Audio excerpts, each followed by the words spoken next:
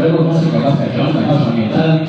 Señores, hay un trato de complacer a todos y cada uno de ustedes. Y saludando a los padrinos, a Guadalupe Zamora y Javier Pérez y la gente que vive desde